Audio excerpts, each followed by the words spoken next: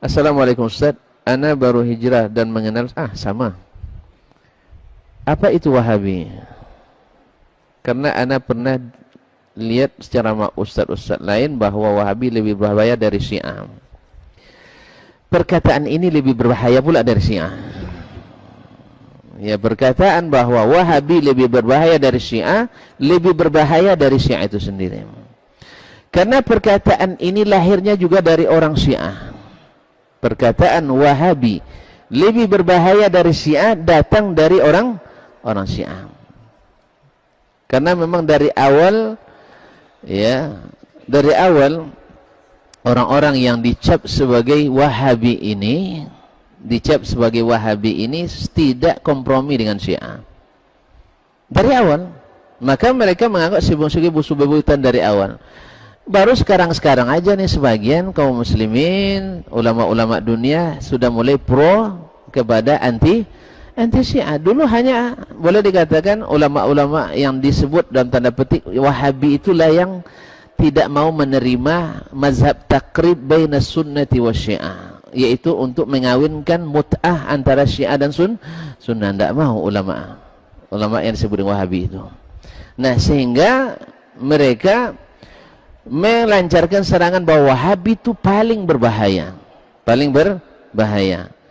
Nah, sekarang ketika sebagian orang yang menisbatkan diri ke ahli sunnah wal jamaah menganggap bahwasanya mereka selalu berbenturan dengan apa yang mereka sebut dengan al-Wahabi itu, sehingga dijadikanlah jargon tadi sebagai propaganda untuk membuat orang anti dengan yang berbau yang disebut dengan Wahabi. Sebenarnya Wahabi ini ada kesalahan penerapan gelar. Dulu ada Abdul Wahab ibn Rustum yang merupakan gerakan Khawarij yang mengkafirkan pemerintah dan seluruh kaum muslimin. Itu pada abad keempat Hijriyah. Dia dulu di Ahsa, di Jazirah Arab. Nah, orang inilah yang dulu sebenarnya yang punya keyakinan mengkafirkan kaum muslimin. Lalu ketika datang dakwahnya Syekh Muhammad bin Abdul Wahab At-Tamimi An-Najdi rahimahullahu ta'ala ingin memperbaharui agama ini kembali dengan menghidupkan sunnah Nabi SAW. Dulu ikhwani fillah, lihatlah gambar-gambar kota Mekah pada masa sebelum era Arab Saudi. Di situ banyak kubah kan? Banyak kubah di tempat tawaf itu. Kubah itu adalah tempat-tempat dulu dinisbatkan kepada syekh-syekh sufi untuk cari ngalap berkah di sana. Jadi kesyirikan dilakukan orang dekat Ka'bah. Akhirnya ini semua setelah datang dakwanya Syekh Muhammad bin Abdul Wahab, ini semua dibongkar.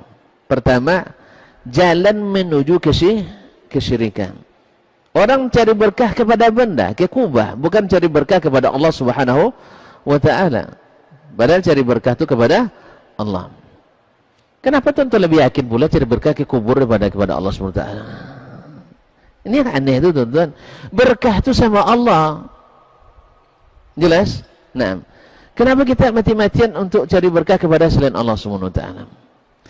Nah, orang-orang yang sudah terbiasa dengan itu merasa terganggu.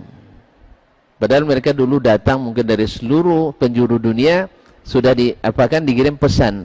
Ini surat sampaikan ke kubah ini nanti ya. Surat jodoh, surat apa-apa macam-macam pemanis sebagainya, pelaris juga. Ya, tidak minta ke Allah SWT. Ini kan jalan menuju. Maka ini yang disingkirkan oleh pemerintah Arab Saudi, supaya apapun yang jenis yang bisa mengantarkan kepada kesyirikan mereka larang. Kemudian ikhwani fillah,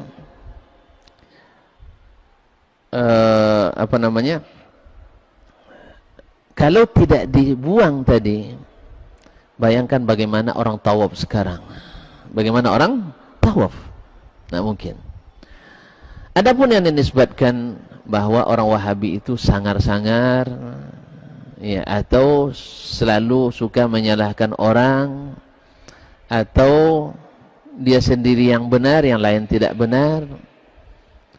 Sebenarnya ikhwani fillah, kalau ibaratnya salep, tuh salep tahu enggak? Obat gatal. Kalau dioleskan ke kulit yang sehat, pedih, perih, enggak kan? Tapi kalau dioleskan ke kulit yang sakit, perih enggak? Perih apa enggak? Apalagi habis digarut. Apalagi habis digarut. Sebenarnya permasalahan di situ. Ketika kita bacakan ayat, ya, kita bacakan ayat Al-Quran atau hadis. Misalnya orang yang mengatakan yang mengenali Allah dari Al-Quran dan hadis bukan dari ilmu kalam dan filsafat, misalnya Allah itu adalah di atas, ya kan?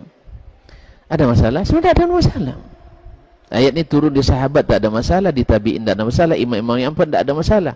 Tetapi ketika kita sudah memahami akidah dengan jalannya ilmu ijtihad, padahal ada dalil, dengan ilmu akal, akhirnya tidak masuk akal.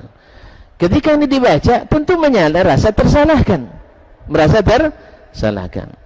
Atau ketika kita membahas misalnya tentang tentang masalah solat misalnya, orang yang di atas sunnah Nabi dibaca sunnah, kesakitan.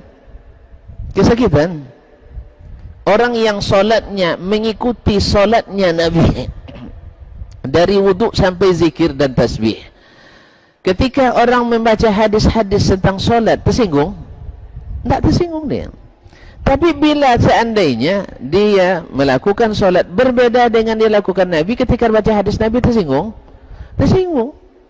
Akhirnya memang cenderung orang kalau tidak mengenali sesuatu itu akan memusuhi.